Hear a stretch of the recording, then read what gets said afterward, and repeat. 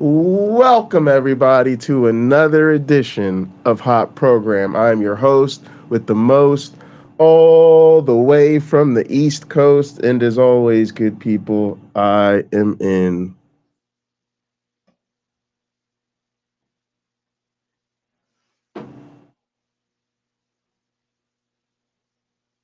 airplane mode, and now a man who might be my one black friend, but that doesn't mean that you're not a racist. A man who needs no introduction. How you doing today, my one black friend? I'm good. I should have sent you an intro. It's funny because I'm like, and now a man who's old enough to sleep wrong and wake up wrong too. Oh Um, man, I'm that is okay. I'm crazy. okay. I'm coming to you live from my best friend's mom. So my other mom, her basement where I'm staying for I don't know how long until I get a house, I guess. So we'll see. Oh, are you there? You there indefinitely? Yeah, yeah. So my wife and the baby are coming on the 21st. They'll stay with me about a week and a half, and then they go back to California until the house is sold. Once it's sold, we don't have to really do anything to maintain it. Just shut the water off and tell them we shut the water off. You can get the key from so and so across the street, and we'll bring you the key, or you can go get it. And the realtors will have keys. So that's it. We're done. Pool guy will keep coming until they switch possession, and that's it. But you So haven't bought the new place yet. I can't run. Oh man, if I was my brother, he could run out and buy a new place before his old place is even sold. I'm not there in life.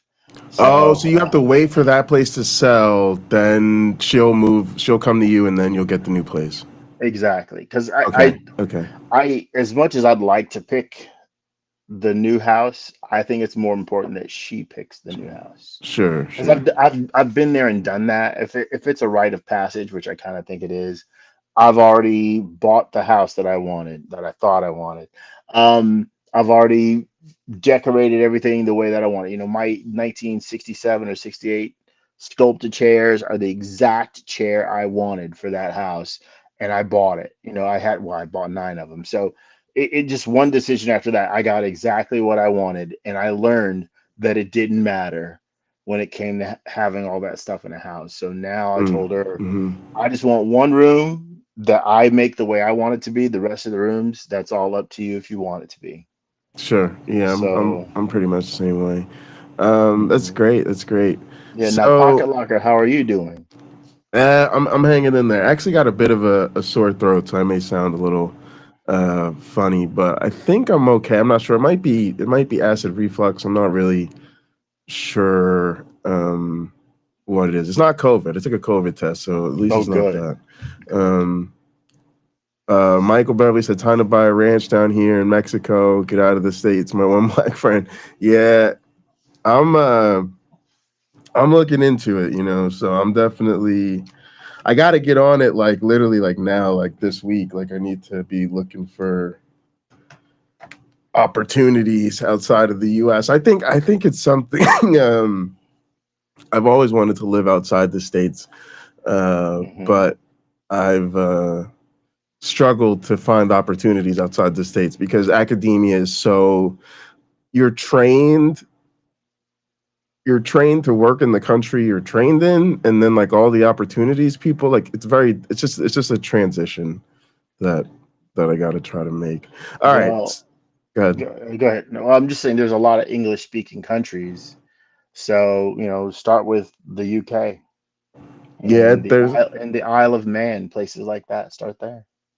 the Isle of Man. That's where they have the big motorcycle race. I'm kind of And into. no It's taxes, dangerous. No taxes. I didn't know that. no income tax. You It's might pay crazy. sales tax, but you don't pay income tax. All right, well, let's go ahead and jump into this video today. I think it's going to be really interesting. So, it's by a channel called Unreligiously, which is a new channel for me. I think I was able to put the link in the description. They've only they've got like 10,000 subs, and it looks like they've been around, I don't know, for a few months, so newer or whatever. And the video is called "My Family is Still Religious. I'm Not. Here's How We Coexist."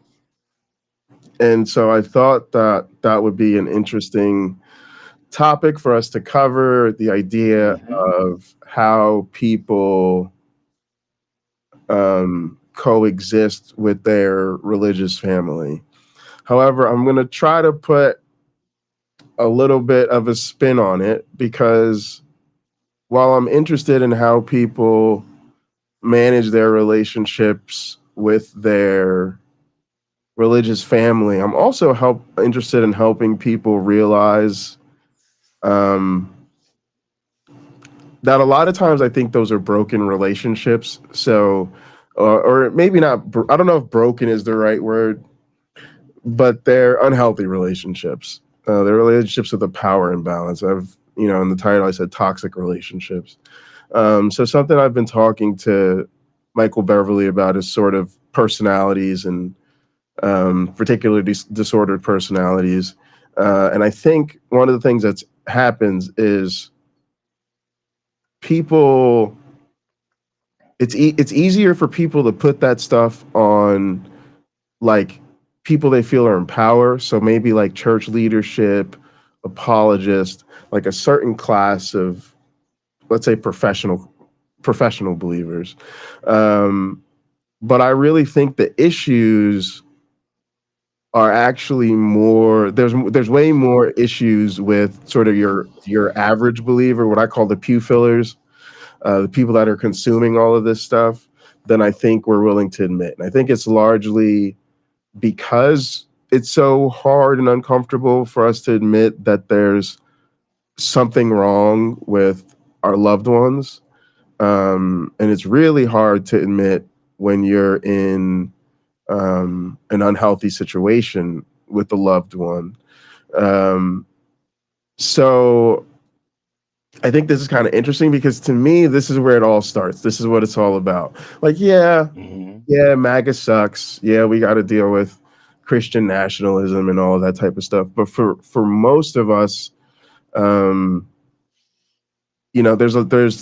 not a lot of agency there, and I almost think we're focusing on the wrong thing. We're focusing on the most extreme people, and the reality is, this religious type thinking, it's really pernicious and it's subtle, and I do think it's kind of dominates our family ties and things like that. And it's sort of the way that it's seeped into our culture and our everyday lives. And I think people don't even see it, like, on both sides. Like, I think we don't even see that, like, wait, that thing you just said to me is actually kind of messed up.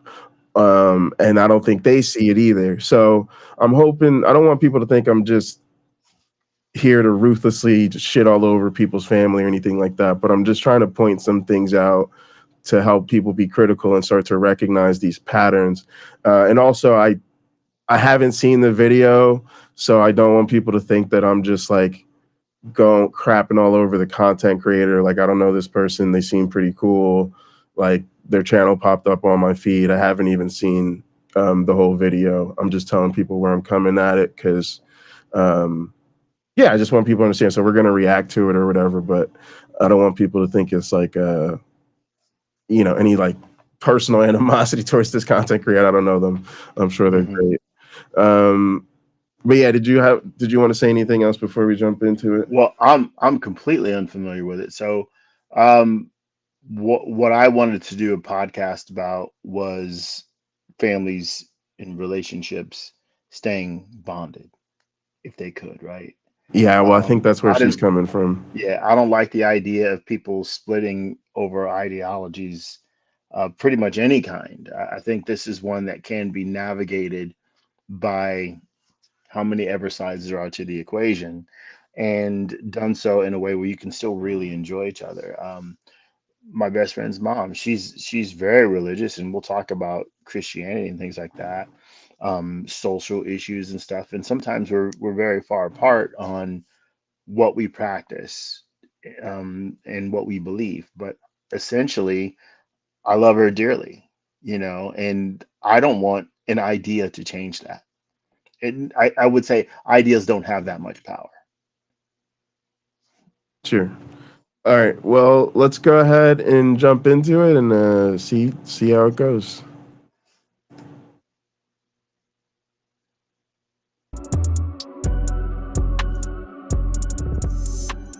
I know that my mom does believe that if I were to die, that I would go to hell and would be suffering for eternity. And so the question really comes down to, since according to what Christians will tell you, heaven, there is no suffering and there is no sorrow. But how is it then that my mom could be in heaven with the knowledge that I am burning in hell for all of eternity and not be sad or sorrowful about that fact? And if she's able to be in heaven and not be sorrowful or sad about that fact, then it begs the question, is she even my mom anymore? Because that is a massive part of what it means to be a human. So it almost seems as though that wouldn't even be my mom in heaven at that point. That would be some kind of a carbon copy with certain elements of the human experience just stripped away. Hello, everyone. Welcome. Wow, that was heavy. I want to jump in on this one. See, I don't have Go a ahead. Bible handy. I don't have a Bible handy, but there's got to be 2 or 3 in the house. Look, what Christians are promised when they get to heaven is there won't be sorrow. So I think it may be fair to say that maybe some of the memories that people are having down here, they won't get to have up there. It's just not part of what's going on.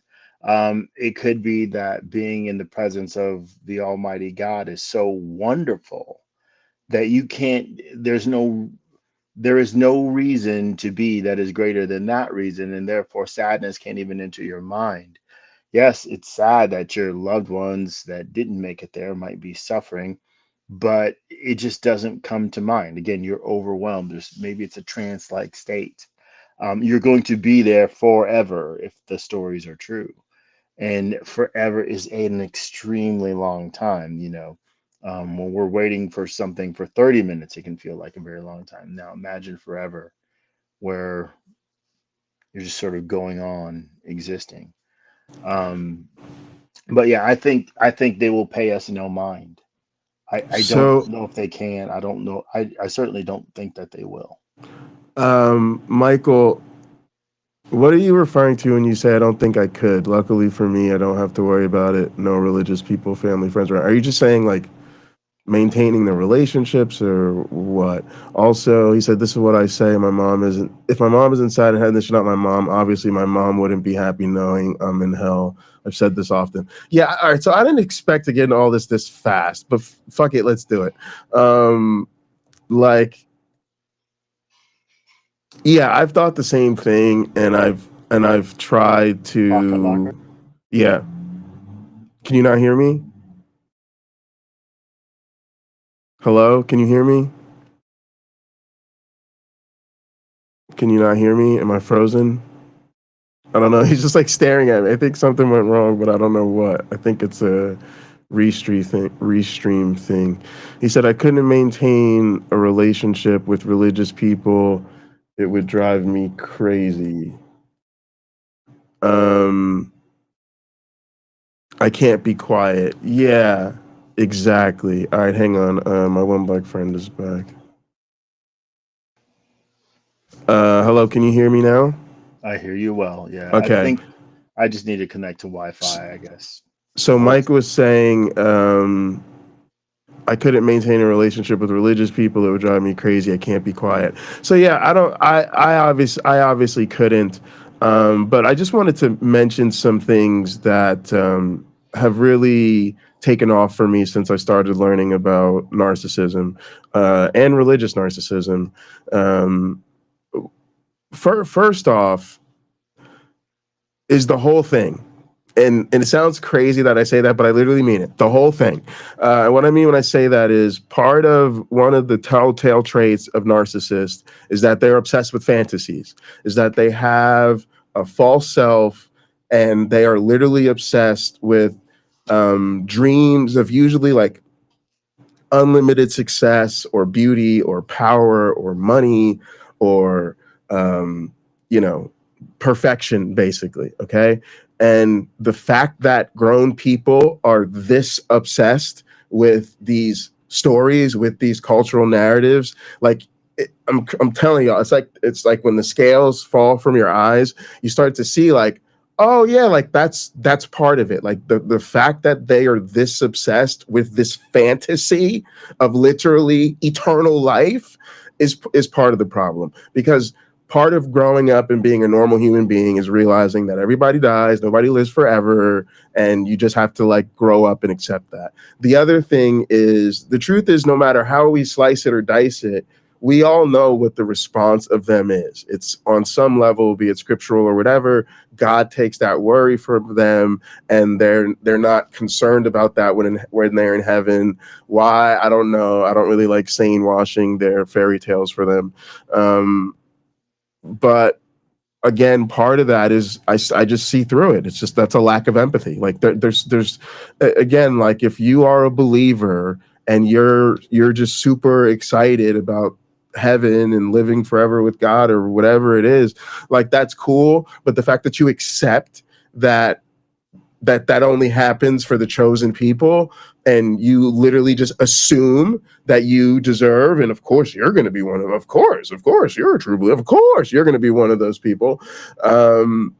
It is a manifestation of a profound lack of empathy for others, right? Because most of us are not that way. Think about that. You're a normal person, and even though you were raised in like a hyper religious cult, most of us, eventually we realize, one, like, yeah, I'm gonna need some more evidence to believe this stuff. And then number two, when we started to look at the doctrine, we were like, yeah, no, I don't think a righteous, loving God would commit everyone to eternal damnation. Yeah, I don't think an all-powerful, all-loving God would drown everything on the planet. So, you know, at some point, these people worship the monster. And as much as we like to make excuses for them because there's a litany of explanations as to why they're this way, at the end of the day, they are worshiping the monster. And so I just feel what that man was saying, that is a tough realization that I've had, that apparently Michael has had, that maybe other people in our audience have had. And it was just very reassuring to hear that, like, I'm not alone in that other people feel this way. Like, how messed up is it that my mom believes this stuff? And you kind of have a hard time reconciling that. I really do get that. I don't. Go ahead. When you're finished, I want to jump No, in you're here. good. Go ahead. I don't think it's a lack of empathy. So what we may be hearing from strangers who want to share their faith with us, or loved ones, is that this is my chance to reach out to you, to get you to believe as I believe. The benefits of believing I believe are you get saved from the fiery depths of hell forever. You can go to heaven and celebrate being with God and Jesus and other believers forever. That's not just a sales pitch. Many people sincerely believe that. And we can look at people who are missionaries who don't just do it because it's a matter of course, but they're doing it to seek and save the lost, to actually reach people and get them to repent and be baptized. There's your sincerity, right? If you and I hear that message and we have problems with it because we've read the front and the back of the Bible and not just, read Matthew, then it's on us. It's not on them. They've done what Jesus asked them to do, go out into the nations and make disciples. And if they tried that and they only ever made a few, well, they still followed the Great Commission. They did it. If we don't believe it, that's on us. They're supposed to shake the dust off their feet, right? And move on. Yeah, I And know we're not going to agree on this, but yeah, I don't think they're sincere people. I think, at the end of the day, like, for me, sincerity requires pursuing the possibility that you might be wrong. And I think that there is something very out of order about these people who never stop to really challenge that and take it to the point of, like you said, missionary work. Like I think missionary work is terrible. I think, you know, it's got a terribly deep, problematic colonial history, and I actually think it's a problem even right now. Like why are stop trying to bring Catholicism to Africa. Like please just leave these poor people alone. They just trying to live their lives. It's just a weird thing. I wanna but I'll let you finish this up because I want to get back to the video. So go ahead. Thank you. I think I've said my piece as far as that goes. I think I was clear. Yeah, no, I feel you. All right, let's go ahead and let me know if you want to stop it. Welcome to Unreligiously. Today we are going to be talking about ways that I keep the peace with my religious family members. This is kind of a hot topic right now because of everything that's going on in the world, and it can be difficult to hang out with family members who have such, you know, severely different beliefs than yours. You know, some drastic differences. There are some things that we can't overcome, and for those of you that have decided to go no contact with your families, I support you and I respect your decision, and I don't want you to watch this and then second guess what you've decided to do. Okay, so please don't watch this and think that this is grounds to enable family members that are behaving toxically or is encouraging you to keep yourself in abusive situations, emotionally abusive situations. The first way that I keep the peace with my... All right, so I'm going to say this too because I think it was an important point that she brought that up. I'm always down with the spectrum, and everybody's got to just do what everybody's got to do. So I want to say the same thing. Like basically, I do have people in my life that have gone no contact with family members over this. I totally respect that. Matter of fact, most of y'all really do have my admiration because I do think for a lot of these people we're going to talk about, I think they're TFG. They're too far gone. This stuff is really baked into their personalities at this point, and I do think this type of behavior and religiosity is inherently toxic and harmful. And so, kudos to you for walking away. For me, with religious family, to be honest, I'm at what they would call low contact. I'm not at like no contact, but it's like my dad has to remind me a bunch to like call my mom or, you know, my mom has to, he's like constantly getting on me to like go visit my grandparents, and they really don't want to. But it's not no contact. I will call my mom. We do have you know, sort of those gray rocking pleasant conversations about what's going on in the family or what's going on with my personal situation. To be honest, I don't it's crazy. I'm almost 40 years old, but I don't think I'm really truly independent of family at this stage in my life. Just being realistic, I needed my family for a lot of things, like making the transition back to New Jersey, and whatever step is next in my life, I'll probably be having to rely on family. So I'm just not in a place where I can necessarily go no contact with these people. And yeah, low contact kind of works for me generally. And then I want to say that I'm not trying to tell people to not maintain their relationships with their family or not work to improve them. I do think that part of what I think we need to do in this space for each other is help each other deal with religious trauma. Part of that is reconstructing what does your life look like after faith. And then part of that is coping and dealing with family and friends. And so I do think that, like, if that's what you want to do, we're hopefully having this conversation, and hopefully this conversation helps you do that. And so, like, as she's talking about, here's what I do that helps me maintain those relationships, and I'm sure my one black friend seems to be enthusiastic about also encouraging you to maintain those relationships. You know, look for what helps you, and I'm glad that it does, and I encourage that. What I'm also trying to do is help you recognize sometimes how maybe there are some underlying unhealthy patterns. That way you can make a more thorough assessment of the situation, and like, how bad is it really? You know, is this just a normal person in my life who's just super religious, or is there something more serious going on with them? and then that helps you manage the relationship from there, right? Like you want to be aware, even if it's like, even if it's something crazy, you want to be aware of what it is, and then you can make the choice like, oh, okay, I see what's going on here. It's not really good, but you know, for a bunch of reasons, I need to maintain this relationship right now. So I'm going to try to do so effectively, right? So hopefully, you know, again, we're just hanging the asterisks, not trying to condemn anybody's personal approach. Right. The idea is that you're not supposed to let anyone abuse you. If the relationship has gotten to that level, it's not okay. If you can just make your, so easily said, right? If you can make your boundary and have it respected, that's great.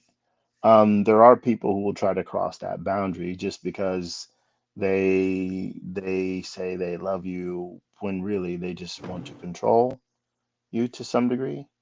And there is a big difference between the two. You just have to be discerning enough to know which one of those things is happening. Yeah. Sumami said they're not just trying to live their lives, they're purposely living a lie because they're too afraid to just grow up and confront it and deal with real life. Sometimes Sumami is my spirit animal. One of those times. All right, let's roll the tape. Religious family members is I try to focus on their intent of what they're saying above Cheers, anything Nasha Cat. else, and I try to not I got my think about glass. how politically incorrect it is or how other people might perceive it. Ali, I don't believe in God. Guess what? God doesn't give a fuck if you believe in him. He believes in you. I don't know. That sounds good, but it doesn't really mean anything. Of course it means something. If God didn't believe in you, you wouldn't even still be breathing. So you're saying the reason my dad died is because God didn't believe in him? Rue, that's not what I was saying. There's nothing that makes me angry in that fucking argument. Hey, that's not what I was saying. You know, because every time someone survives like a mass shooting or some terrible fucking earthquake, they always say, you know, I survived for a reason. God saved me for a reason. I have a purpose. And then I think to myself, like, okay, well, what you're saying is that your life is more important than that 6-year-old who died that day, or the newborn who died that day, or anybody fucking else who died that day. Cook. Your life has a purpose, right? Well, why does your life have a purpose and my dad's doesn't? So for example, every year on my birthday, certain family members do send me texts reminding me that the end times are near. I do know that some people might look at that and be like, wow, like you are texting me for my birthday. I don't really participate in this religion anymore. And you're using this opportunity to text me to make it all about religion. And that is a place that you could go in your mind. And that might be the case for you. But for me, I know with my family members, that is just, you know, the end times. It's really on their mind and it is close to their heart and they love me so much. And I know that they are praying for me every single day. And even though I'm not a Christian anymore, they are coming from such a place of love and protection when it comes to me, when they're sending these type of texts, that I just try to focus on like, wow, they care about me so much. And I do just chuckle a little bit about it, but I'm never offended by it. And it never hurts my feelings because I know where they're coming from at the end of the day. All right. Now, I hope y'all are starting to see it, because this is what I was talking to Michael about this. Michael, who the fuck were we talking to? I think it was Dr. Dan and PZ Myers, and we were describing the sort of tactics you have to use when you deal with an apologist. Like you have to sit down before and come up with your game plan and recognize that it's really all about winning over the audience, and it's all, you know, it's like a whole thing. And I had to say, this is not how normal, healthy adults conversate. This is actually abuse. This doesn't sound like a person getting ready to go into a conversation with a normal adult. It sounds like how an abused woman figures out how to get her children's needs met without getting her ass kicked. And this is the same thing here. Yes, it is your birthday. And if they ain't got nothing else to say, they should just start it and end it at happy birthday. It could start and end with happy birthday. That's it. And again, I'm not trying to demonize her. Like, cool, like she wants to maintain a relationship with her family. Obviously, she doesn't want to be distressed or worked up on her birthday. She's kind of in a healthy place with it in terms of that. She's just realized like it's not even worth it. Like whatever, let it go. But I want people to see. People shouldn't have to. You don't normally have to do that, right? There's something going on in a relationship where you have to say, "Oh, you're saying this thing to me that." At the surface level is actually rude, inappropriate, and inconsiderate. But now I have to not take it that way. I have to reframe your behavior for you, right? And then you get into the sane washing. Oh, I know that the end times is just really important to them. The end times is not real. Like that's not a thing. And I know that they just are so concerned about my soul and that they love me and that they just, and again, like if you're gonna maintain the relationship, you need to use your empathy to try to understand where this other person is coming from. And certainly it's not good to just assume malicious intent and snap on people, every time they say something. But I just want people to see the burden, to see what she's bearing, to see what she has to do. And so if you find yourself doing the same gymnastics with your family, you can go like, oh yeah, we talked about this. This is kind of weird and messed up, but I'm gonna just say thanks and keep it pushing. Like, yeah, it's crazy. Somebody said it's a slippery slope, though. Now, hang on, they're talking about some. Let me get that pulled up. Another example of focusing on the intent could be Hang on, I'm having a similar situation with a close friend who's gone anti-Western medicine. Not bad enough to be toxic, though. I have hope. Yeah, that's tough. Especially like, I don't know, after COVID and the vaccine, a lot of people have seemed to go that way. Especially a lot of times there's a lot of can lead to like conspiracies and stuff like that. It's a slippery ass slope, though. Naja Cat, my aunt was like that when my cousins were young. Never got them proper antibiotics. Yeah, or for pneumonia. I got them acupuncture. Now my cousin has breathing. Oh yeah, like breathing issues. That's terrible. That's terrible. There was another comment here. She seems to be in a privileged position. Is she allowed to share her views with them? Does she know Christian politics are starting to take over the government and women's autonomy more and more? Yeah, that's another thing that really does bother me about all this.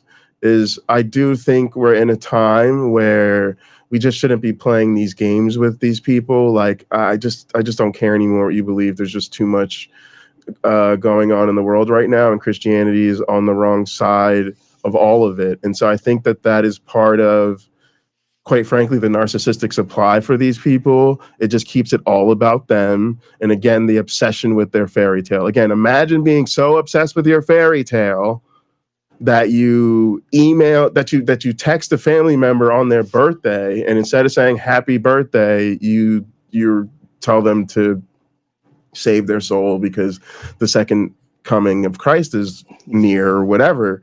And meanwhile, the world is burning, right? And so it is a problem that these people have a bad case of main character syndrome at a time we can't afford it.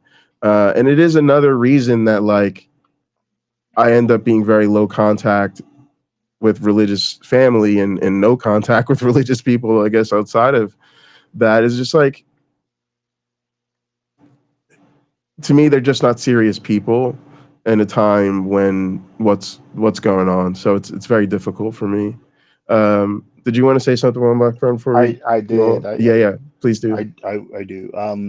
So earlier I alluded to knowing the difference between love and control when someone's trying to love you and submission. Yeah. Here, what we're seeing is we can assume safely probably, that she's already reached out to her family and said to them, look, I really do appreciate the birthday wishes, but the religious message that you've attached to it, I don't need to hear that. You've already made your point. You've already made your statement.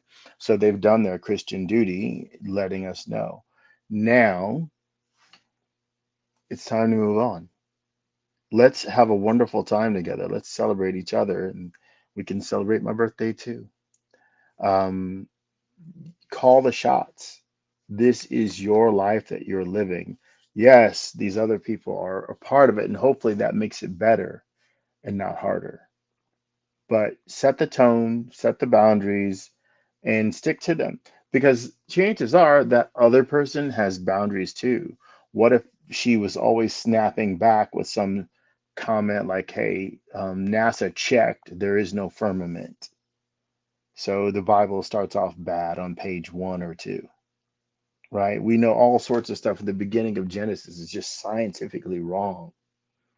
But we're probably not texting that to people on their birthday or on Christmas. I think most non-believers are above that and just want peace. And I think most believers have to not only respect that, but appreciate it. Because if we're all just going to sit around poking fun of it at each other, I think it's more ridiculous to think that there was a talking donkey, a talking snake, and a talking bush. At the end of the day, we don't see that kind of behavior out of any of those things now, unless Bush is the last name of a person. Yeah. So there's an opportunity for us to beat up on each other that I don't think we should take advantage of. Yeah, I just don't think. I Go think ahead. Christianity is evil. Like it's just it's so very exhausting. But again, I'm sort of I'm in a weird place with all this, y'all. I do think a lot of this is a lot of it. It's you're just dealing with disordered personalities. I'm gonna just put it to you that way. Whether it's they're diagnosable in the absence of the religion, or the religion has them exhibiting behavior, or if it's just religious based. I don't know what it is, but the manifestation is narcissism, y'all. And one of the things you realize is it's compulsory. They just can't, And at some point, you just realize that, like, because I agree with people that are saying like the Christians need to take responsibility for the politics that we're in this moment, or PC asking who are the good Christians. PC already know my answer. My answer is none of them. None of it's good. But there's something else going on with the people. There's something else going on with the people that does not allow them to see it. Maybe I think a lot of it's their own. First off, look, people are raised they're indoctrinated with it. They're indoctrinated to believe God is good, right? God is good all the time, and all the time God is good. So that, I think, provides a basis for them to pick and choose, what the good pieces or the nice parts or whatever. But I don't think they're being honest with themselves about what's really there. I saw my one black friend shaking his head, so I'm sure he disagrees. Well, Oh, because when I said that none of them are good. yeah, because we know that's not true. And if they were to say the same thing about us, and some of them try to make a career out of doing that, we know they're wrong too. Yeah, but they're I not think, equal. They're not equivalent arguments. And what I'm saying is, I'm not saying. First off, I think there's a really strong case to be made that they're not good. You got to understand where I'm coming from with this. If I'm right about people's personality, then it is what it is. Like if you you could say a narcissist is a good person, but at some point it doesn't mean anything. Like if we're talking about people whose behavior is harmful to others, toxic or abusive, like we could say everybody's a good person. Again, even Hitler loved his dog and gave people awards. And you have to understand that that's part of it. That's part of the mask that they wear. So it really does suck, because you got to understand, like, do you want to be the mark, or do you want to be the person who, like, really defends the victims? Because a lot of times like that's the act, right? So of course they act nice and they say loving things, but to me that can't really be the standard. The standard has to be like, how does your behavior affect others, and relative to a normal, well-adjusted adult. And so for me, it's like it's a problem because, and I get that it's very difficult, but most of you have dated a person you don't think you should be with, right? But think about it, like you're dealing with what I'm dealing with. You probably like thought you were in love with that person, right? So here was a person who had some personality traits or some things that you literally found unacceptable, that you literally ultimately could not stay in that relationship and work it out with them, right? But you did not know that, right? Because there was the way they were able to be charming and romantic and all this other stuff. And so it took a really, really, really long time then to figure out who they truly were and that they were not good for you. And so we're just trying to help people figure that out. It's like, yes, I get it. Your grandma makes you pie and she sits down and I get it. They're sweet people, and a lot of them even vote Democrat. Go them. But we are trying to notice how they create these unhealthy power dynamics in their relationships. And I just find that it's difficult for us to see that a lot of times.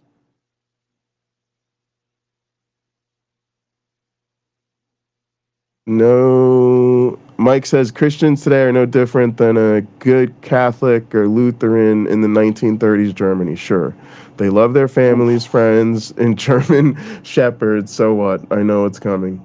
Those religious people hold basic empathy and compassion for other people outside their quote-unquote tribe that develops separately from their religious beliefs. So you're saying like their personal development may have taken them to an empathetic place, but that's outside of their doctrine.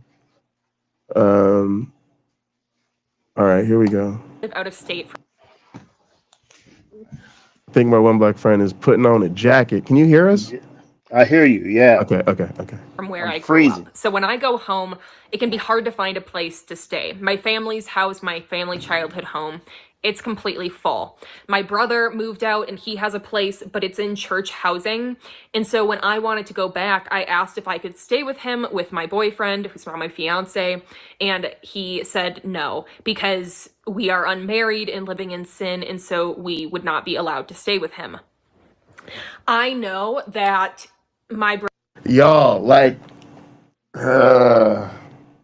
I'm gonna give y'all an example. So I was watching this story yesterday. We're gonna talk about baseball, y'all.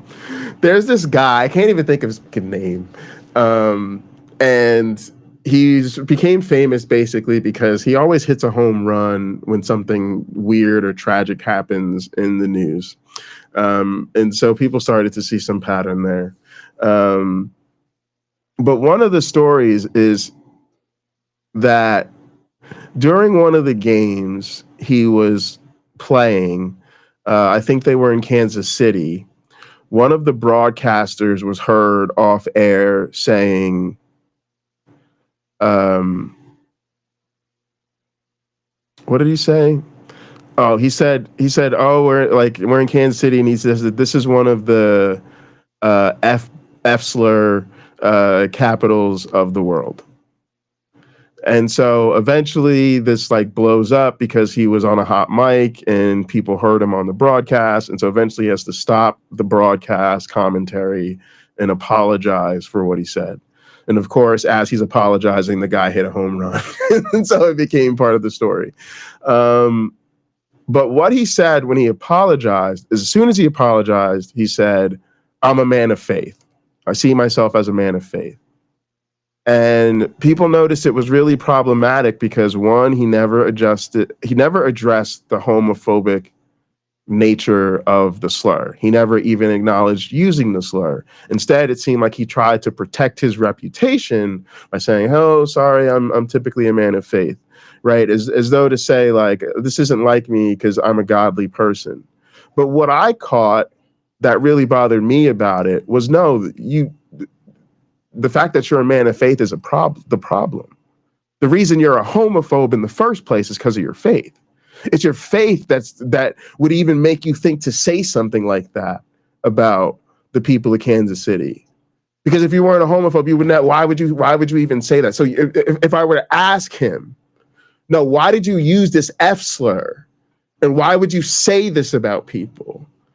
It would be his faith that was the justification for using the slur in the first place, and that's the part of Christianity we never want to talk about. We want to talk about the part everybody says, "Oh, I'm a Christian, please forgive me. That wasn't like me." But we don't want to talk about the fact that they did what they do because they're Christian. Because of it. And this is the perfect example. Homeboy, your sister need a place to stay with her boyfriend.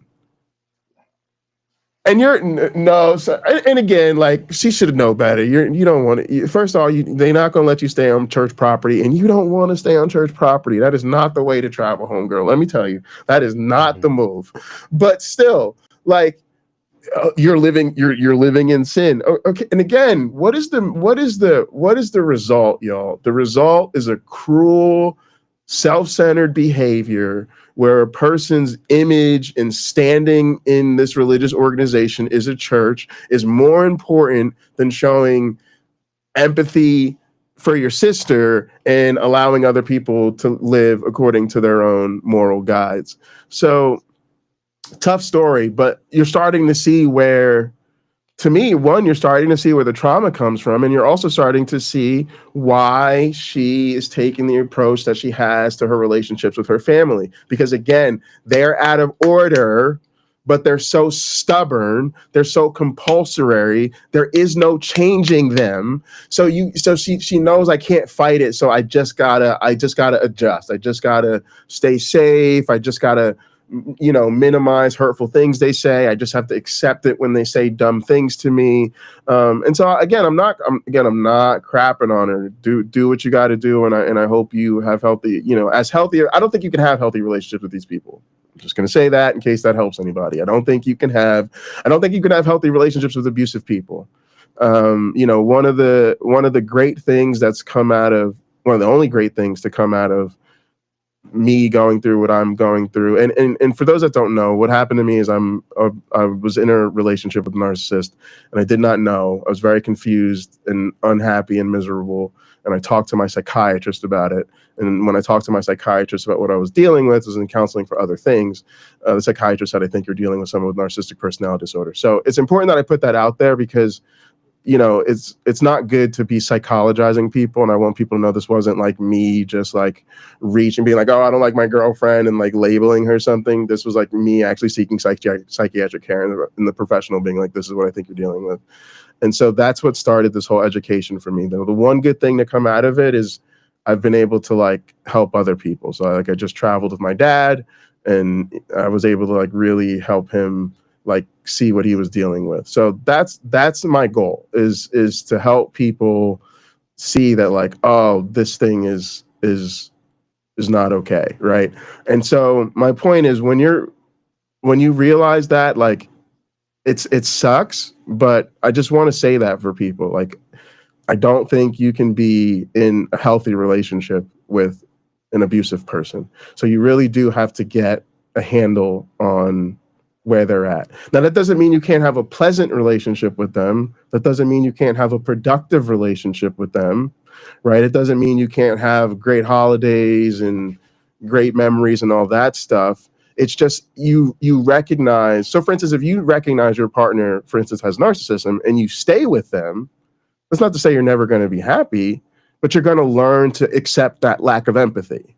You're going to learn that they're not going to emotionally be there for you when you go through hard times. You're going to learn to accept the emotional abuse, the neglect, you're probably eventually, if not already, the cheating. Like, you see what I'm saying? Like, you're going to have great times and go to Disney memories and snap the photos and do all that great stuff too. But you're going to have to accept that this is who this person is. They're probably not going to seek help for it. They're probably not going to end up in counseling and really putting in the work to change. So you can make the most of it, but understand it's never going to be what it should be.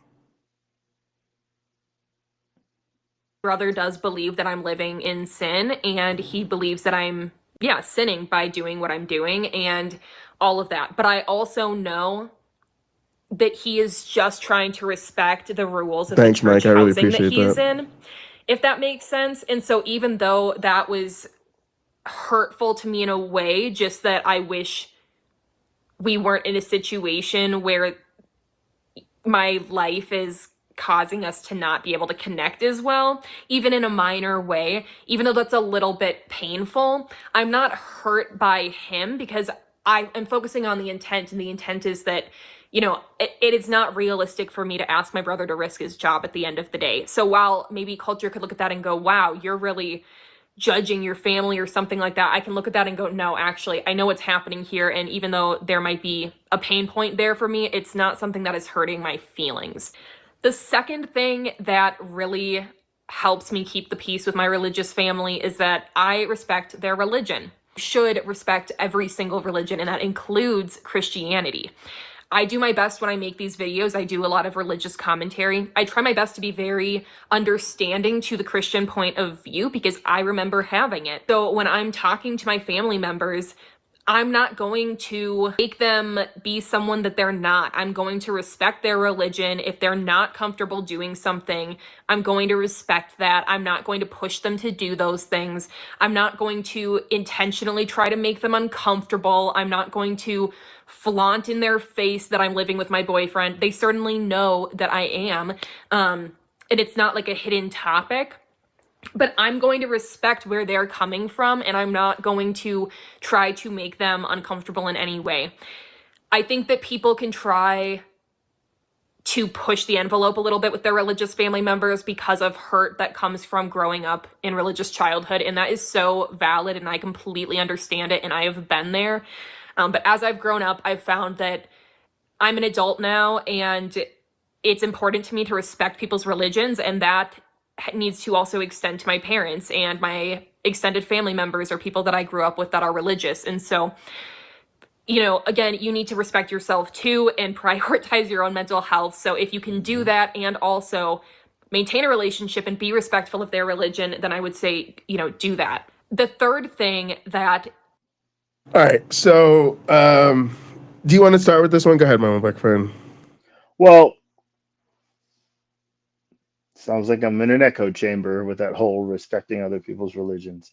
I do think that's key, because what people do, what many religious people will do, is their identity is directly tied to their faith. We've heard people kind of having a lost feeling after they leave whatever religion they had. They don't know what to do with themselves. They kind of have to figure things out. And that's because their religion becomes woven into that person's being. And when you pull out all of those threads, things might feel a little loose for a while until you realize, wait, you still have the foundation of who you are. Once you figure out what you want out of life, you begin chasing those goals and achieving them, hopefully. So religion loses its importance. But for those that are still in it, it's a smart thing, I think, for the personal interactions, not impersonal, where I don't know Cliff connectedly. So if I disagree with him, I might have something a little more, I'd say, rougher to say. I wouldn't take as much care for his mental well-being as I would someone who I actually knew, someone who I respected, loved, or at least had to interact with, or saw in a restaurant, like that woman who hit me because I told her I was an atheist. She didn't hit me hard. She's like, nobody's an atheist. I'm like, well, you got me. But there's a wrong way to do it. And I just want everybody to understand that there's a wrong way. It's funny, Pocket Locker, because you and I, on issues like this, we come at it from different sides because I think we believe different things about it. You can confirm that. I'm all for I'm all for respecting where the person's coming from. I've read the Bible cover to cover multiple times.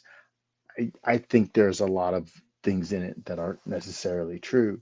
And then I had a post-it note on my computer for years. My opinions about the Bible may differ from yours because I've actually read it. And that's true for a lot of the Christians that I've bumped into over the years. They are going to recite some verses that they've essentially memorized from hearing them, and they resonated with them, which is why they know them. But the Bible isn't a list of responses for everything. People can treat it that way, but it just isn't. And so when I say, NASA hasn't found the firmament, it just doesn't exist, they defend other things, right? They pivot. Well, it's clearly not the word of God. This is written by men. We see the mistakes in it. There spelling error. Well, I don't know about spelling, but there's unclear spellings, right? Because the way ancient Hebrew was structured, not having vowels, so you could mistake one word for another, even when the context is there. Now it changes the entire meaning of the sentence if you figure out the vowels differently. That's problematic. What God would put that system in place. We can again come up with shortcomings from this or that faith, this or that religion, and yet a believer will sit there and absorb all of that as if yes, but that's meaningless because I have salvation. It's meaningless because I have the Holy Spirit. I'm just thinking back to the language that some people will use who are Christians. The Bible itself says you're not supposed to speak in cruel language to people. You're not supposed to be a crude person. You're not supposed to indulge in gossip and rumor. You're supposed to be above and beyond all that. So often that's not what we see. It's as if people don't read that book. Yeah, so a lot of this is really interesting. So for me, I think this is a key area here because I think a lot of the difference from her and people who don't maintain those relationships or go no or low contact is we don't respect their religion at the end of the day. And it's kind of a hard thing to verbalize or accept about yourself because it is so it sounds antisocial, and we definitely live in a society where we're conditioned to respect everyone regardless of how different they are than us. But to be honest, and I'm just trying to again empathize with people who are probably maybe in a similar place. I just don't like. I said, you might have some weird religion that you practice that it's not even that I respect it. I just don't even think it's common enough or even organized enough for me to care or acknowledge it. So I just think it's silly and I dismiss it. But if you're practicing one of the major religions of the world, I don't respect those beliefs. I don't think they're respectable. One, they're just so blatantly not true. Two is I do think religion determines how people feel about other people. We don't want to talk about it, but that's what religion is good for. It's good for telling people how to feel about other people, be that how to feel about women, how to feel about people who practice other faiths, people who live in different parts of the world, people who are different classes, LGBTQ people, whatever it is. And then the other thing is I also don't really respect religious practice. I just think it's empty and silly and it doesn't do anything. And I think because of people's obsession with religion, we are stuck in a death cult. We are stuck in a death pact with a death cult. Like, we're not in the death cult anymore. But so many people in society are, and what they do, how they treat us, how they think, how they vote, what they're willing to do, not do, say, and not say, is so determined by religion that those of us who know, quite frankly, that there is no God and that all of that is silly, literally cannot create the world we want to live in. Like, we can't. We want to solve global warming, but we can't get enough momentum because they won't acknowledge it. We want to create equality for women, LGBTQ people, people of color, black people. We can't. because they're still stuck on stupid and voting for political parties who racism and oppression has been their MO for the last few generations at least.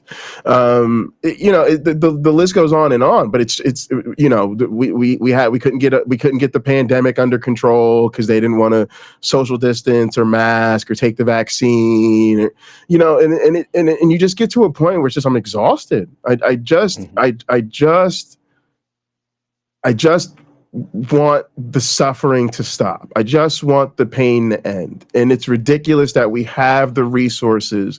I'm not saying we have the resources to get rid of disease. We don't. I'm not saying we've solved all of our problems. We got a lot of economic challenges ahead of us. But do we have enough resources that we could largely get rid of homelessness and poverty? Yeah. Do we have enough resources that everybody could go to school? Yeah. Do we have enough resources that everybody could have a minimum income that meant even if they can't find employment, they don't have to worry about finding housing? Absolutely. And I'm just tired of the hangups. And I do think for people that can't maintain those relationships as easily, that's probably part of it, is that they just have a much harder time agreeing to disagree. They have a much harder time, or speaking for myself, I have a much harder time setting those things aside so that we can, watch a football game together or whatever it might be. So I just see that as a difference, that she has that respect and a lot of us probably don't. Now, that doesn't mean we don't respect their rights. I think you should have the right to believe whatever you want, but that doesn't make whatever you want to believe right. But yeah, I just think that's a big difference. Did you want to say something else? No, you're good. All right, we can roll.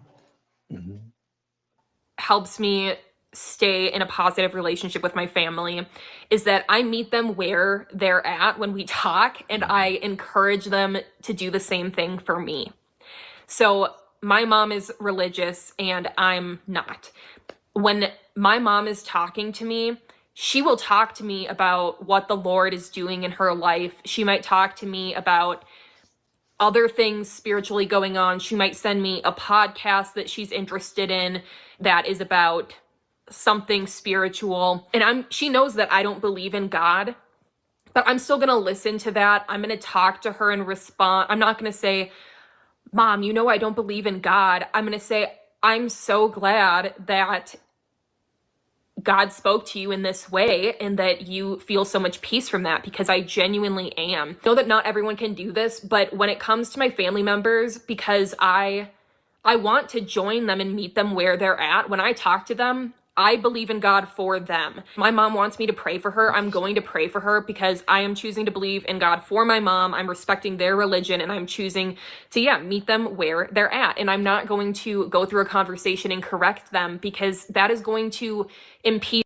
This is just crazy. I gotta say, I just heard something like, you're not gonna get me to go that far. I go off road, but you're not gonna get me to go that far. My goodness gracious. So I'm actually, I gotta say, I'm impressed that she'll do that. Yesterday I met with my brother and two of his friends for lunch, and they're all religious, and they asked him to pray. Like, oh, would you pray? And I'm like, well, I got some Thousand Island dressing to spread on my sandwich here, so why don't I just do that while they're in prayer? That's exactly what I did. Look down at the pretty river and the boats and all this. Oh yeah, you guys go ahead and pray. Because it's just not what I do. It's not where I'm at. I'm very impressed with her that she is willing to do that, and I'm gonna I'm gonna applaud her for that. Oh no! Yes, I am. No, because while you're applauding her, I'm sending in the rescue squad and taking her to a shelter. I need an extraction team. She just closed her eyes. Move. Look, what's impressive? Go ahead. Sorry. I think this woman that's doing the presentation here, she's clearly a very sweet lady, and she's very respectful, and she is. If we watch, we see her talking about how she respects other people's boundaries, even to the point, this is really impressive to me, excuse me, to when they're not around. She's still doing it in terms of praying for them because they asked. I think that's beyond what I would do, more than likely. But if I'm right next to the person and they say that, I'm probably not going to say much other than amen. So the But issue, go ahead, the issue, Alcala. so she's this is like so heartbreaking. There's a way I can see where some people just think it's like a minor inconvenience. It's just sort of like you're gonna eat dinner with religious family. They want to say grace. You just go along with it. Somebody's having a hard time. They ask you to pray, so you just pray for them. I get that. For me, that was something I couldn't deal with. At least not with my family. So particularly, some of you may remember, like I went to my mom's with my family for Thanksgiving. They were like praying before the meal. I did not return for Christmas because I felt so uncomfortable with the prayer. Because I literally in that moment realized that my family was praying to the monster, and that was just more than I could take at the moment. And I just, it's just that's just where I was, where I'm at, and I just can't shake that. What scares me about her situation is she does seem so sweet and she is loving them, but it's not being returned. This is the thing with disordered personalities that's so scary, y'all, is there's the false self. They seem loving, they seem affectionate, they seem compassionate, all of those things. But but that's what makes you the ideal victim for them. That's what creates this power dynamic. Is she's willing to respect their boundaries, they're not willing to respect hers. She's willing to engage sincerely in their practices, but they're not willing to talk probably ever about the way she sees the world. She respects them, and on their special occasion says happy birthday, happy Mother's Day, happy anniversary. But every time she goes through something, they hit her with the proselytizing, right? And so that's what bothers me. Is I'm not mad at her for coping with her family and then coming up with these behaviors to make it work. I'm just like, damn, I want you to give your love and your energy and all of that to people who reciprocate it, or at least recognize that in this case you are giving it unreciprocated, or you are, these people are, and this is where I think there is a lot of problems with just, look, if you're that far along in life and you're still stuck on this religious narrative, it really is a problem, because again, like how can you be this obsessed with stuff? But again, you're taking that leverage, you're putting yourself above the other person and basically saying, I don't care if you believe in my religion or not, I'm going to need you to pray for me. And I think if you put it in the context of a different pathology, like if you were like, oh yeah, well, I don't really believe in, racism, but I'm down to hang out at the Klan rally anyway. We would be like, what the hell is wrong with you? But this religion thing, it changes everything. That's why it's the perfect tool for people to hide behind. But it really does create this dynamic in these relationships. And I wouldn't even say the people in her family, I don't even know if they're aware of it or not. Because I know, like in my family, everybody's hyper religious, and I think it just becomes, they're on autopilot mode. But that doesn't make it okay. And the other thing I'll say is this, that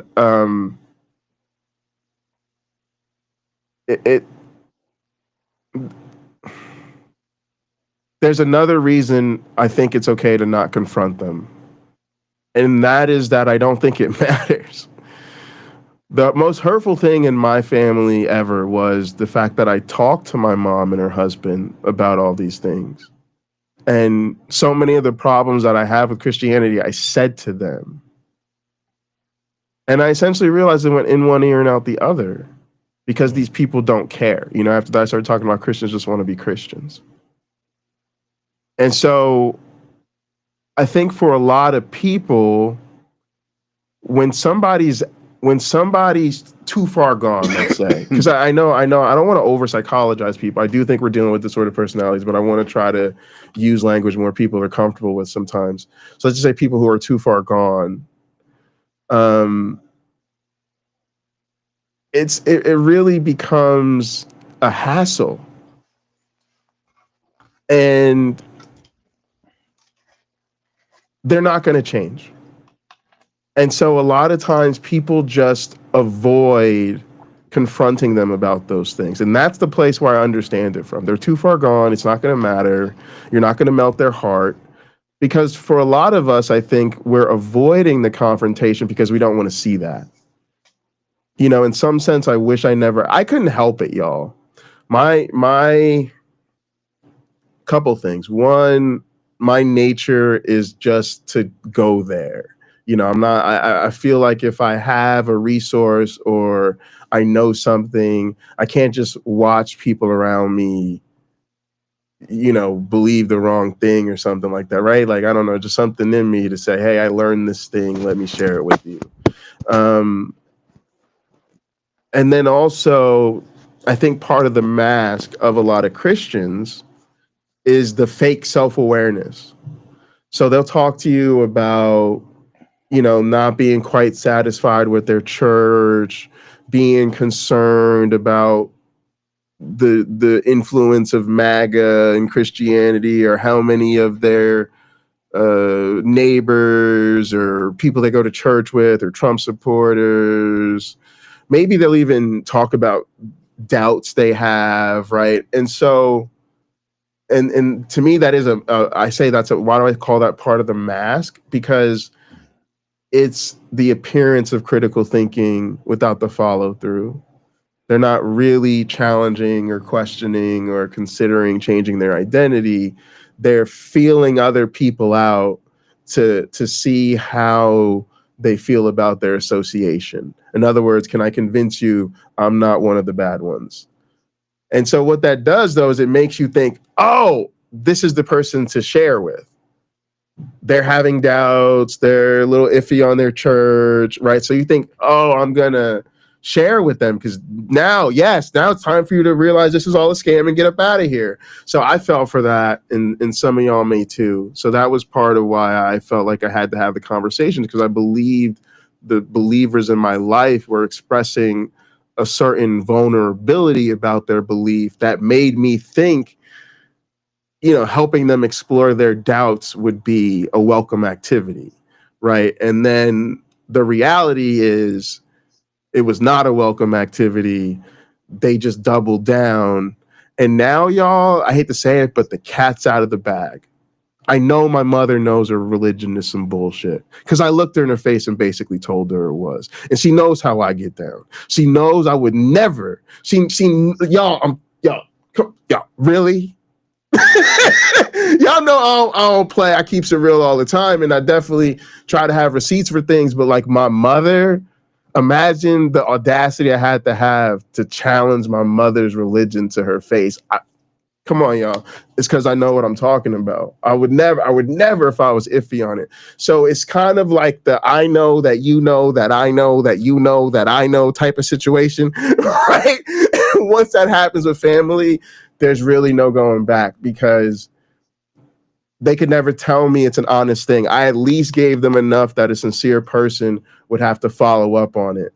And so until they do that, I know they don't really care if it's true or not. I know they don't care if it's true or not. And I know nothing I say could change that. I literally sat my mother in the face and says, that Bible tells a rape victim that she has to marry her rapist. That Bible, your God kills everything. I'm always going to be a Christian. All right. So y'all, that's what makes me so sad, is because it's like another stream we did a couple weeks ago was something like, I forget, it was like, so these type of people, something like they'll waste your time, right? And that's what sucks about these people, is that we give our best fruits. Listen to me using religious language. We use our I'm just saying, y'all, like, okay, there's a certain pattern, right, to who problematic and toxic people are, right? They have certain personality traits, and that leads them to certain telltale behaviors, right? Well, the same is true of victims. The same is true of people who find themselves on the wrong end of unhealthy relationships. So we have to start to really ask ourselves, why are we in this situation with this type of people? And so that is what I'm seeing. I'm seeing somebody who is such a sweet, loving, great family member. And now I'm seeing, because of that, everybody around her is taking advantage of her, and they don't even realize it. But her nature, because she's just taking it on. She just keeps taking it on. Okay, I'll adjust. Okay, I'll do this. I'll meet them where they're at. I'll respect them. And now she's in a full mode, right, where it's strategy. She's literally, and we're all in the same mode. That's why she's making this video for us, where we have to sit down and come up with a game plan for how to interact with these people, because we're not interacting with them on equal footing. I think to some degree, Pocket Locker, if I simplify what I continually hear her say, she is capable of loving her family in a way that they are not capable of loving her. She loves them better. And I don't know, obviously, I don't know the people. I don't know that they realize that, but she does. She does. And I think it's so key. Conversation came up between my best friend's mom and I when we went to look at a house that I was interested in. And there's all these things over the years we haven't talked about. So she says, well, how do you feel about this and that? And I'm all for people having autonomy over their own lives, to be able to make their own decisions without the government poking its nose in their business. I'm a really live and let live kind of guy. I don't want somebody telling me I can't be happy for living life on my terms when they don't harm anybody else. And I think that should be the rule. I think it should be that simple. Because she wanted to understand where I landed on that. She hasn't had all the conversations with her loved ones either, but she's definitely had some where she realizes there are things that they need in their relationship for her. And I don't believe she's going to falter in making sure they get them from her. That doesn't mean that those same people are going to be instantly reliable for doing the same for her. So she has to be willing to give more than she's getting. And for her, that may be easy, right? It may not be much more to do to get them what they need, to meet them where they are. Yes. And it may be, yeah. Okay, well, I'll say this, and I don't say this to sound crude. She may not need them to do that for her. Mm-hmm. Like, I'm cool without it. Yeah. No, it's very practical, and I do think for a lot of people that's a consideration. It's like, it's not gonna. I don't have to change that much or do that much to maintain this in a way where it's just not going to impact me negatively. What sucks for me is, I guess for me, I'm always feeling this super heavy invisible cost. In a sense, I don't believe her. Interesting. but only in that way that I've learned that what I'm really saying is I haven't believed that I've said things like this in the past and meant it, and now don't believe my former self. And what I mean by that is, like, I've been in situations where I said this doesn't bother me or that doesn't bother me, because in the moment I'm just dealing with it. When I have some time and some distance on the situation, I might look back at it and say, oh, that actually wasn't okay, or that wasn't right. But in the moment I was dealing with it. And so just to be specific, because I don't want people to think I'm taking shots at her. I think there is an invisible cost. You might say you're not offended when your family, hits you with some religious messaging instead of saying happy birthday to you on your birthday. But there, like she said, there may be a pain point there. It may be that it's not practical for you right now to explore that pain point, right? But that doesn't mean that there isn't some accumulative effect of these type of things, right? Even if it's just eventually the recognition of a missed opportunity, like, wow, it would be nice to just be in a family and just get happy birthday from my family and all that stuff. Something might not, you might just pray or whatever, and it might not bother you, but you do eventually realize that, like, man, like, it would help to have a support system in my life that understood my secular values and could really offer me support when I need it. Right. But I don't have that with, that's part of what I'm dealing with in my own family. It's not just that they're religious. It's just, it's that they don't live in the same reality I do. So if something happened to me, prayer would be their response, and nothing could make me feel less supported than you telling me, you're going to pray about me.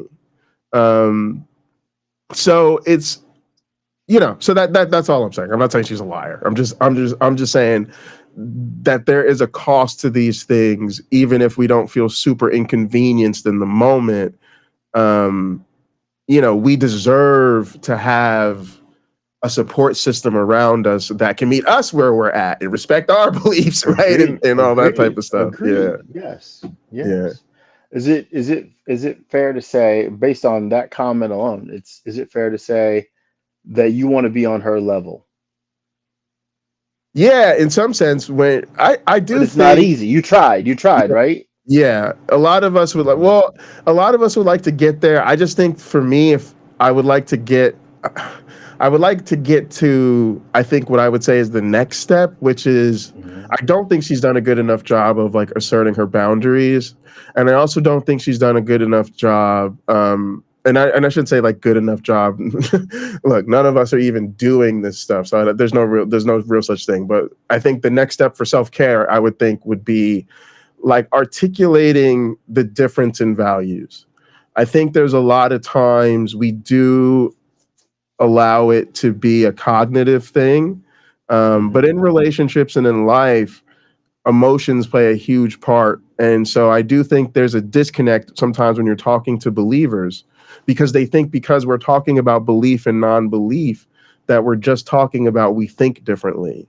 When really we have different core values, to the point that the type of religious inquisitions little religious, whatever they do to us, it's actually inappropriate. Like, if you understood my values, you would understand, why it's inappropriate to do those things around me. And if we were really in an intimate relationship, especially now that we're adults, and all your family dynamics should change as you're an adult because you have a different role in the family. I'm now one of the adults. I should be able to sit down at the grown folks table and say, what the hell are y'all talking about, worshiping white Jesus? It was just, okay. So you believe, because y'all going to be talking about your religion constantly, let's talk about it. Here's one of the ways I could tell there's a huge power dynamic issue in these families. Y'all think about it. Since you deconverted, do they ever actually talk about their beliefs?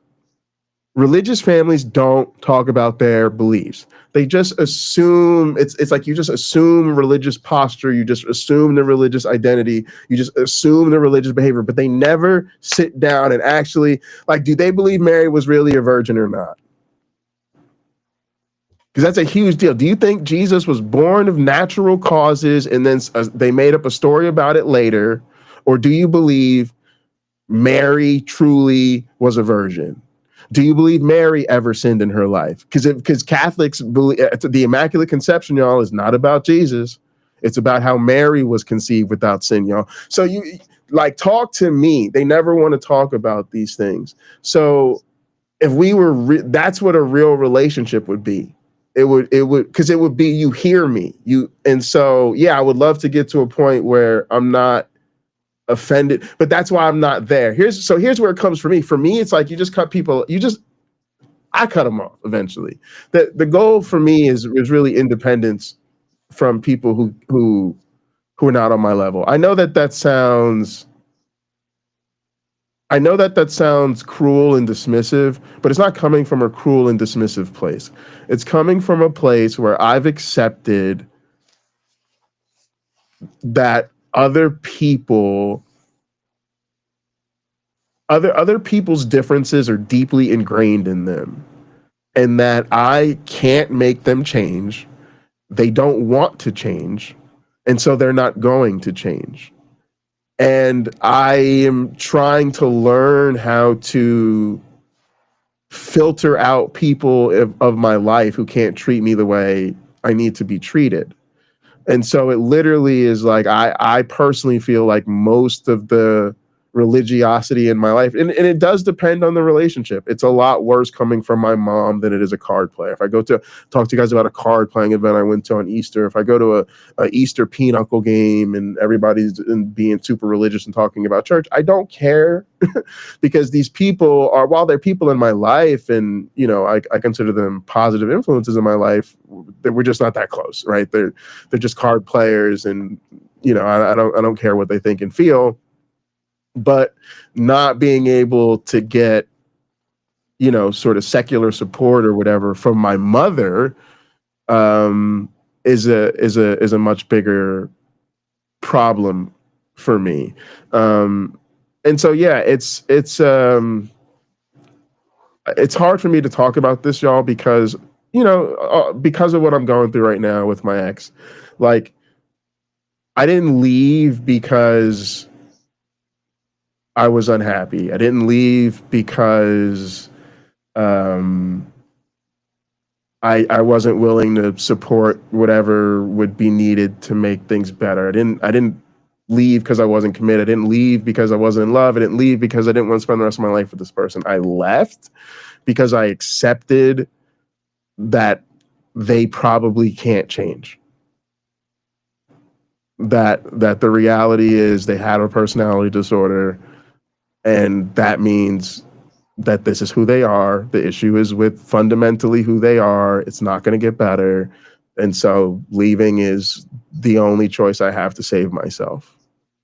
And I do believe when you realize you're in a situation where there's a huge power difference, that those are your choices. Your choices are either no contact, low contact, some hybrid of that, or you realize what you have to do to minimize the negative impact on your life. And I think she's done that. She's clearly done that. And I appreciate her sharing how she did that, because I think it is helpful for people who that's important to. But that's why I'm saying, like, the thing I said about like getting to this point and then you go beyond that and you can share your values with them and you can tell them how you really see the world and all that. That's fantasy, y'all. That's fantasy. That doesn't happen. That's what I'm getting at. That's fantasy. The reason you go lower, no contact, is because that doesn't happen. We don't get to that part. And if you do, it just causes conflict. So that's me showing you why I'm vulnerable to people like this. Because in my head, we can work it out. In reality, I don't think so. On who they are, just what? You've lost connection. Is she watching the stream? She's like, we're not. No one is allowed to see this. No one is allowed to see this ever. Disclaimer: not all of the subjects in this video are equally repugnant. Oh my goodness. Ladies and gentlemen, we do thank you for tuning in the hot program today. Has this ever happened to us before? I don't think so. PC put the link up. I put a link in the description too. Definitely go subscribe to the channel. The channel's maybe she's changing the title where it's 20 atheists versus Jordan Peterson. she might have changed the topic to that. I don't know. I'll give her every credit. I think she's doing a wonderful job so far, and I think that video is going to be helpful for a lot of people so they can make the proper adjustments. I often see our audience being a bit more aggressive. I think a lot of our audience is like, I kind of had enough and I don't mind speaking out about it. Whereas my gentle, my one black friend, meek and mild methods, they're not for everybody. They're just not. So, but yeah, that is very strange that her video cut out then. Pocket Locker, is there a chance it was the Holy Spirit? Could have been the Holy Spirit. Could have just been a coincidence. Okay.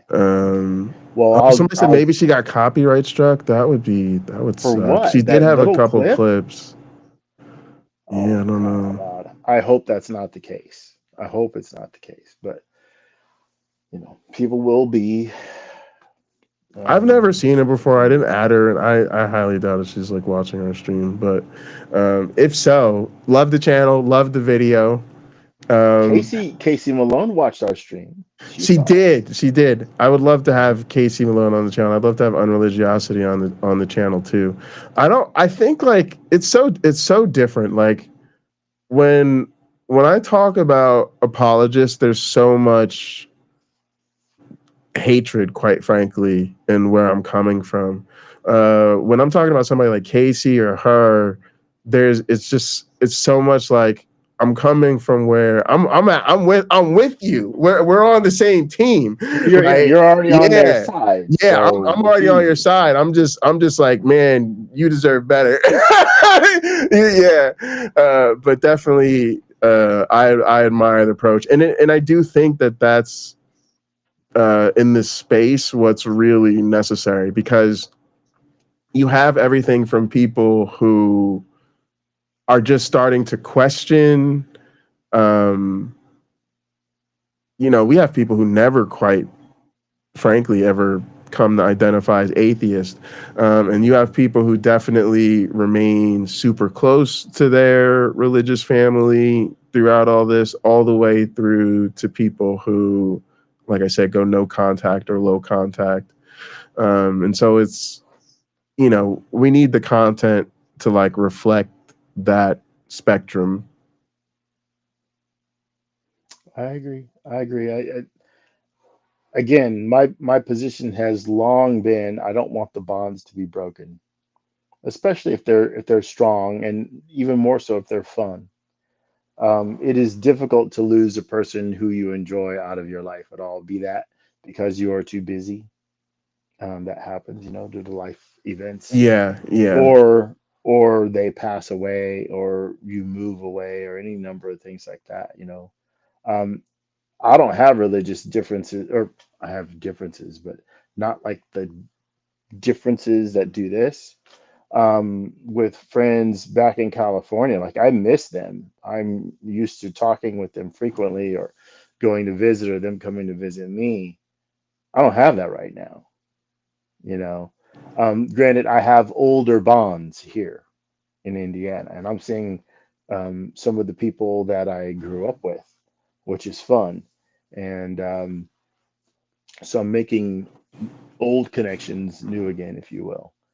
And so I think anytime you're in a family situation or with a dear friend where there is a religious difference, and if that difference is a strong difference to where there's pushback from them about your non-belief, do what you can, I would suggest, to make the peace, but you have to protect yourself while you're doing it.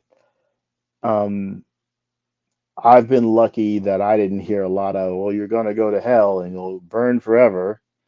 Um, I didn't hear a lot of that from friends and family. I don't know that I heard any of that from friends and family other than more than a sentence like, well, you know what the Bible says about that. I Right. sure do. And of course, I got my retort handy, which is in how could a being do that and still call themselves loving? So in a way, that's the only, punch I throw in the whole argument.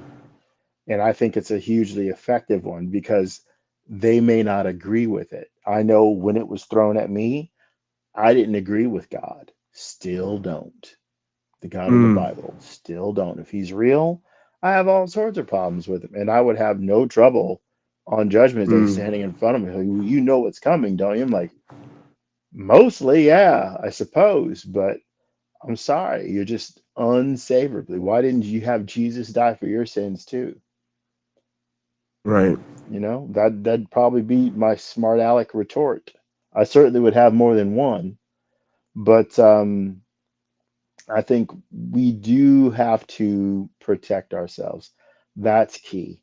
It may have been, if you've left religion, it may have been emotionally damaging then, just for that, right?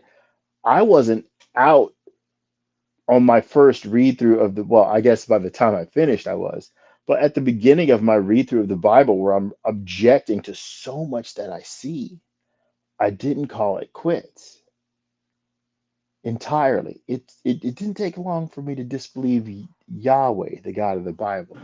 When I hit the Tower of the Babel and I saw that it's despicable to me to break up the language of these peaceful people who are trying to build a tower to make a name for themselves. If we look at that story from a modern rational standpoint Mm-hmm. and an engineering standpoint, given the technology with the bricks they had, the tallest that building could be is about 2 miles high with a 2 mile by 2 mile base. My goodness. Okay, they didn't build anything of that sort. They were Right. not building something of that sort. It took until the 20th century for a building taller than the pyramids to be constructed. It took until the 20th century for that to happen. And when it did God come back down here and say, "No, hold on, I'm not having any of this mess, right? I'm going to confuse your languages again"? No, that didn't happen. When the Russians shot a guy into freaking space, God didn't come down here saying, "I got all sorts of problems with this. You stop this mess." When the United States put somebody in space, same thing. There's no complaints, blah, blah, blah. None of that happened. Maybe those priests who wrote the Bible were just trying to get people to understand something else. So they came up with stories that were parables that talked about it. And it didn't take long for people to assume they were true. And it's Yeah. okay to say you don't know. Jesus says, Yeah. "I don't know. I don't know the day or the hour." Nobody knows the hour but the Father. Okay. So Yeah, it's it's okay to hard. say you don't It's know. so hard. I don't know. Like,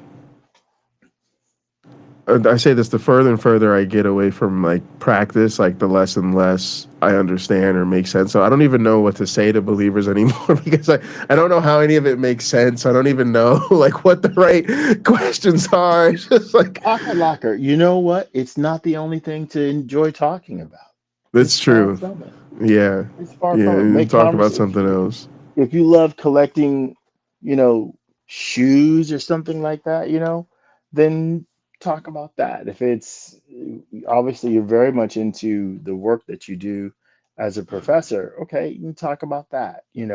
Get educated on that. Straighten people out about it, what they don't understand, some of the things that fascinate you about genetics or fascinate them, and you can now explain it to them. They don't simply have to be fascinated; they can be informed. I think maybe in those conversations, let's go to our passions. Hey, with me, we can talk cars and trucks and engines and stuff like that. I know lots about cars and trucks. I don't know very much about engines. So I got people answering my questions, and a lot of Yeah. them are believers. We don't sit there and talk about Jesus. I want to know about fuel economy with a V8. I got a station wagon now that I bought. How do I get 3 more MPG out of that thing? What do I do? How do I drive it? That's more interesting to me. So I'd rather not have somebody tell me, "Oh, you're going to hell, buddy." There's a clip from that, what is it? Satan Reads the Bible or whatever. Um, where you ought to pull that clip. I need to send you the time code. So there's a girl that says, "You're going to hell, buddy." And she says it in like a perfectly comedic way. Maybe we should use that clip. Um, but anyway, that's my spiel on that. That's my two Yeah, it sounds cents. fun. Tower of Babel is interesting because it's a creation narrative. Typically, we think of creation narratives. We think of the account of the formation of the planet and the species or whatever.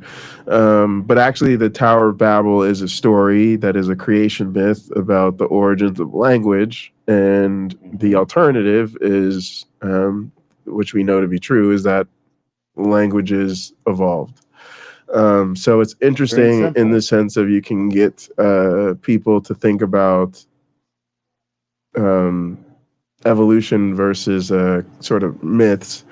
using something that isn't about the origin of species. So sometimes maybe that's a little bit less emotionally charged. But yeah, that's one of the topics in my evolution class. All right, y'all. It's been fun. We did such a good job. We burned that video to the ground. And the video, Yeah, YouTube had to remove it. Even How about that? But I think the link in the description is to the channel, not the video. So go subscribe to Unreligiosity. I think it's a newer channel, but I'm enjoying the content there. So yeah. Any closing thoughts, my one black friend? Nah, not really. Other than everybody have a really wonderful week, and thank you so much for joining us. For sure, gang. If you want to stay in touch with each other offline, Discord is probably the best way to do that. And of course, there are links in the description for that, and also our virtual headquarters gather. So that's where we'll be after the show, and that's where we are. It's like an open space 24/7. So we're always there if you're looking to hang out when we're not live. All right, gang. We'll see you around. Be good to yourself.